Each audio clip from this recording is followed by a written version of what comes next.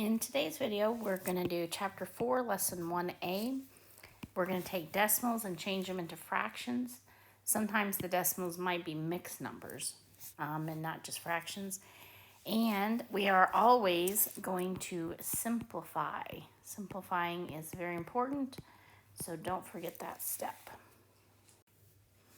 All right, so we've got some categories. We've got our pink category, we got our blue category, we got our yellow category. And they are all decimals. Are they all decimals? Yes, because we said we were starting with decimals.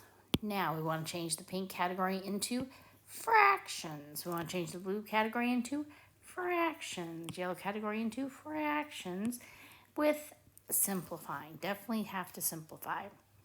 Okay, so there's two ways to think of this. Option number one, you can count the digits, and that will be the same number of zeros that you need. Or you can say it correctly. Either option would be a good procedure to figure out this decimal as a fraction. Count the digits. That will be the same as the number of zeros that's going to go in the denominator. Or say it correctly. If I count, I have 1, 1, 1, 1, 1, 2. This whole section has 2. This whole section has 3. So let's do the first option where we just count the number of zeros. That means that the pink category is all going to be over 10. The denominator is going to be 10 because 1 digit, 1 0. The blue category, 2 digits, it's going to be something over 100 because 2 digits, 2 zeros. Third category has 3 numbers after the dot, 3 zeros, something over 1,000. So these are all over 10. These are something over 100. These are something over 1,000. 1 digit, 1 0. 2 digits, 2 zeros. Doesn't matter if the digits are a 0 and a 6 or a 1 and a 4 or a 2 and a 5. 2 digits, 2 digits, 2 digits goes over 100 because it has 2 zeros. 3 digits goes over 1,000 because it has 3 zeros. Okay, so then I come back over here and I put a 4 on top. I put a 5 on top. I put a 9 on top. I don't put the decimal. I just put the number. I put a 6 on top. I put a 14 on top. I put a 3 on top. I put a 46 on top. But don't forget this step. We've got to simplify. 4 over 10 is equal to 2 over 5. 5 over 10 is a half. 9 over 10 is done. 6 over 100, well, I can divide both of those by 2, and I get 3 over 50. 14 over 100, I can divide both of those by 2, and I get 7 over 50. 3 over 1,000, I don't think that could be simplified. I think that's already done. These guys I could divide by 2. I don't know, maybe there's a bigger number. 23 over 500. No, nothing's going to go into 23 except 23, and I don't think 23 goes into 500. Okay, but I said that there was another way of doing it. We could try to say it correctly. Instead of saying 0.4, 0.5, 0.9, if I say this correctly, it sounds like 4 tenths, 5 tenths, 9 tenths, 9 tenths. Can you say this one correctly? 1 tenth. Can you say this one correctly? 3 tenths. None of those can be simplified, so we're good.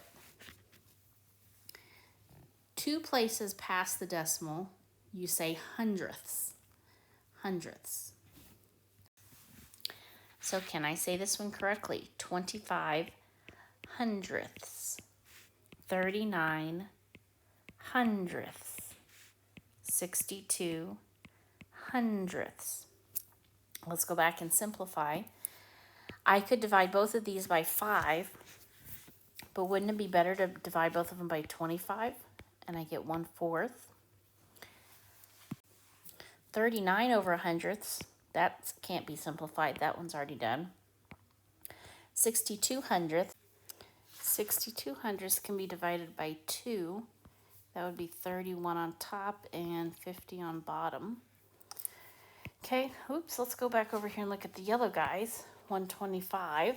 So if I can say it correctly, I can write it 125 thousandths, 555 thousandths. All right, and then I'm going to come over here and I got to simplify. I know 5 is going to go into both. 25, I bet, goes into both. Maybe 125 even goes into this, but I think I'm going to take the easy way out, and I'm going to simplify by 5. So 5 goes into each of these. Let's see. 5 goes into 125. That'd be twice. And bring down. So that'd be a 25. And 5 goes into 100. That'd be a 2, 0, 0. Yay, stop. So I'm not done. I could do 5 again. I feel like let's try 25. So I'm going to erase this so I have some more space, but don't you dare erase on your homework because I want to see all your work because I love seeing your work. So now let's go 25 into 25 is 1. How many 25s are in 200? Well, 25, 50, 75, $1. $1.25, $1.50, $1.75, $2. So 8 times, 1/8. There is our final answer, 1/8. So I probably could have done that quicker, but you know, that's what popped in my head. What's popping in my head on this guy is divide both of them by 5, and that's easy on top. 5, oh, I already did it up here. Remember, 5 went into 1,200 times. So either count 1 digit, 1 0, 2 digits, 2 zeros, 3 digits, 3 zeros, or say it correctly. These guys are tenths, these guys are hundredths, these guys are thousandths. All right, let's look at these purple numbers. These purple numbers have digits in front of the decimal. None of these had numbers in front of the decimal. They all started with the decimal and then had numbers in the back. But here we go.